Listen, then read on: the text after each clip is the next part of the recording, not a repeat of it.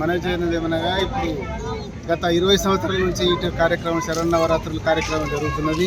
ఇటు కార్యక్రమాల్లో కాలనీ వాసులు ఉత్సాహంగా మహిళలు అధిక సంఖ్యలో పాల్గొని ప్రతి ఒక్క కార్యక్రమాన్ని కూడా విజయవంతం చేస్తున్నారు.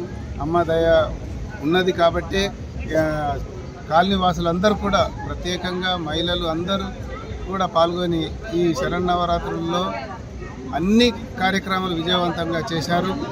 మరి ఈ కాలనీ కూడా గత 20 సంవత్సరాల నుంచి ఉన్నంత కాకుండా ఇప్పుడు ఇంకా మంచి అభివృద్ధి సాధించింది.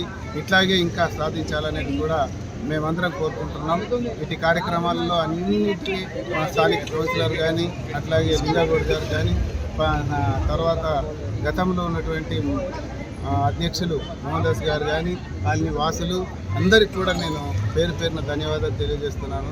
జై దుర్గామాత. గత 20 సంవత్సరాలుగా శరన్నవరాత్రి ఉత్సవాలని బ్రహ్మాండంగా నిర్వహించుకుంటూ ఈ శరన్నవరాత్రి ఉత్సవాల్లో భాగంగా పల్లకి సేవను నిర్వహిస్తున్న గత కొన్ని సంవత్సరాలుగా పల్లకి సేవను నిర్వహిస్తున్నాం.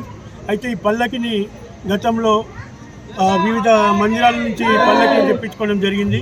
అయితే లింగాగౌడ్ గారి సంకల్పంతో ఈ సంవత్సరము ఆయన పల్లకిని తీసుకురావడము, పల్లకిని డొనేట్ చేయడము మందిరానికి ఆయన సంకల్పాన్ని ఈ సంవత్సరము దిగ్విజయంగా పూర్తి చేసుకున్నట్టుగా భావిస్తూ ఈ శరన్నవరాత్రి ఉత్సవాలు దసరా శుభాకాంక్షలు కాలనీవాసులందరికీ తెలియజేస్తూ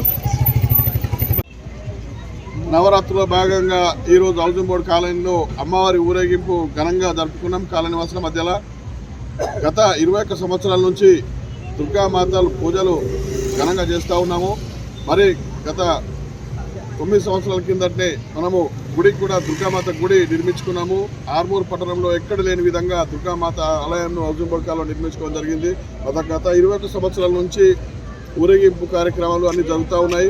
మరి ఈరోజు పల్లకి సేవలో భాగంగా మా కాలనీ వాసులు, మా అధ్యక్షులు, కాలనీ కమిటీ సభ్యులు, స్థానిక కౌన్సిలర్ అందరూ అధిక సంఖ్యలో పాల్గొని ఈ ఉత్సవాన్ని విజయవంతం చేశారు.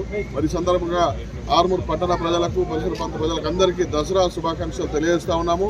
ముఖ్యంగా అమ్మ దయ ఉంటే అన్నీ ఉన్నట్లే కాబట్టి మరి అమ్మవారు హౌసింగ్ బోర్డు కాలనీ వాసులే కాకుండా ఆర్మూర్ పట్టణ వాసులకు కూడా అనుగ్రహించి ఆయురాగ్రహాలతో నిండు నూరేళ్ళు ఉండాలని చెప్పేసి మేము కోరడం జరిగింది.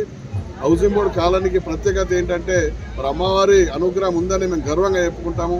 గతంలో హౌసింగ్ బోర్డు అంటే ఒక మారుమూల ప్రాంతంగా ఉంటుండే, అట్లాంటిది ఆర్మూర్లోనే ప్రథమ స్థానంలోనే ఒక అభివృద్ధిలో ముందు దశలో ఉన్నదంటే అమ్మవారి దయ, మరి స్థానిక ఎమ్మెల్యే కృషి అని గర్వంగా చెప్పుకుంటాము. ఎందుకంటే గత 20 సంవత్సరాల కిందట ఎట్లా ఉండే, మరి ఇప్పుడు హౌసింగ్ బోర్డు కాలనీ ఏ విధంగా ఉన్నా అనేది చెప్పుకోవచ్చు.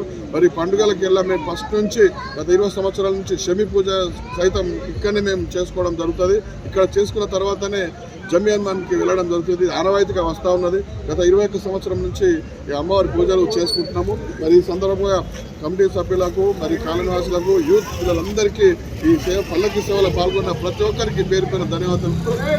జై దుర్గా మాతా.